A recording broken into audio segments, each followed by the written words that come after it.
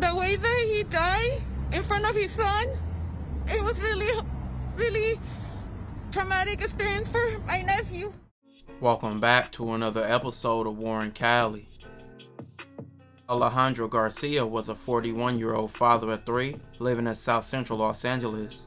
Alejandro was described by his family as always putting his family first and was known for helping others. He worked various jobs to support his family. One of his jobs was working at Taco Bell in South Central, which his 19-year-old son also worked at. This story sounds wholesome, a family man doing whatever he could to support his family, but unfortunately, a tragic outcome would occur. January 8th, 2022. Alejandro was working a Saturday night shift with his 19-year-old son at the Taco Bell restaurant near the intersection of Century and Avalon Boulevard. The night was flowing normally until around 10:50 p.m. A car pulled up in the drive-thru and a customer ordered. He came to the drive-thru window. Instead of the normal transaction of money and food being exchanged, it went completely different. The customer pulled out a $20 bill and he handed it to Alejandro's son. Once he realized it was a counterfeit bill, he refused the customer service. This escalated into a heated argument, leading to Alejandro taking part in the situation. Instead of the customer just leaving after the false money was discovered, the customer reacted violently. Alejandro closed the drive-thru window and then shots began to fly inside. Police were dispatched shortly before 11 p.m. Saturday night to the 9900 block of Avalon Boulevard near Century Boulevard. LAPD Media Relations Division said Alejandro was shot multiple times, including once in the heart, and he was pronounced dead at the scene. South LA. He was killed at the Taco Bell at Avalon and Century Boulevards, and that's where CBS 2's Joy Benedict is live with the latest for us. Good morning, Joy. Tell me that a customer had gone through the drive-thru. They had placed an order. They had pulled around to pick up their order, and when it came time to pay, investigators tell me that that customer attempted to pay with what they are calling a counterfeit bill. The employee who was working the drive-thru at the time didn't accept it and then declined them service, and that's when we are told that customer pulled out a gun and fired numerous shots into the Taco Bell. As I mentioned, the man working behind that drive-thru window was shot and killed. We don't know much about him. We know that he is 41 years old, or he was 41 years old, and he was shot and killed here just simply doing his job. Neighbors who live in the South Los Angeles community, they are upset, they are angry, they heard the gunshots, and they say something has to be done. Alejandro only worked a night shift at Taco Bell one night a week, his family said. He wasn't doing bad things out there. He was a hard-working man, a family man, and for him just to die, it's just horrible.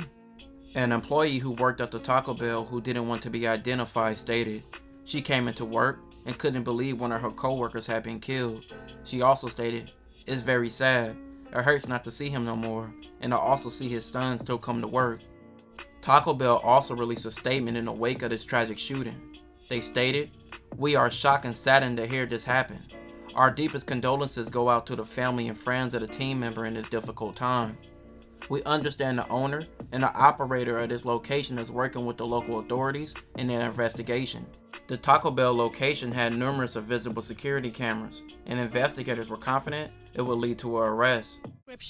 And the killer hasn't been caught, worrying some of Garcia's co-workers who don't want to be identified. And then you got us, looking over our backs, and now it's just, it doesn't make sense to me. I'm just really hurt.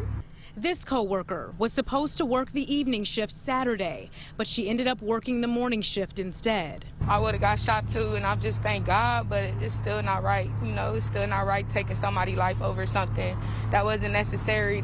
Alejandro Garcia, brutally killed over a counterfeit bill, leaving his family broken and desperate for justice. While investigating the fatal shooting at the Taco Bell in January 2022, the police obtained security footage showing the suspect's vehicle license plate number. The police investigated the license plate number and located the vehicle at 97th Street and McKinley Avenue. 2 days later, the police found a man named John washing a vehicle in front of his house with another man. Police also saw John enter and exit the home. After washing the car, John drove off, but the other man remained in front of the house. The police followed John and initiated a traffic stop. They detained him and recovered sets of keys on a cell phone. The cell phone was registered under John's name and at the address of the house where he lived. John had been observed and the vehicle was registered not to John, but to Caruso Motors. The police searched the residence using one of John's keys to open the front door. In the bedroom inside the home, the police found mail from the DMV and debit cards in John's name. The bedroom also contained several pieces of ammunition, loaded magazines, and a shotgun. In the garage, the police located a rifle near the washing machine and also by the dryer. They also found more bullets near a rifle that was inside the house. John was 39, and he was arrested days later after the murder. Responsible for this heinous crime, this senseless piece of violence. LAPD Chief Michael Moore arriving at tonight's candlelight vigil with the news loved ones had hoped and prayed for. He vowed to bring Alejandro Garcia's family swift justice. And we intend to bring the full weight of the criminal justice system against him for this terrible consequence of taking this man's life. The day that happened, that was the only hug I ever gave him. No mother should bury their son. Never. He was a father, an excellent father to them. Anything they needed, they got. An education, a home, food, shelter. Tonight, a heartbroken family is left without their patriarch, a family who promises to honor his life. I hope that one day I'm just like him. When I have my children, I just want to be like him. LAPD tells us tonight that the shooter is being held on $2 million bail. Reporting from South Los Angeles tonight. John was charged with murder, attempted murder, plus the allegations he was armed with a semi-automatic handgun and commission and attempted commission of offenses. John was also charged with unlawful possession of ammunition and unlawful possession of firearms.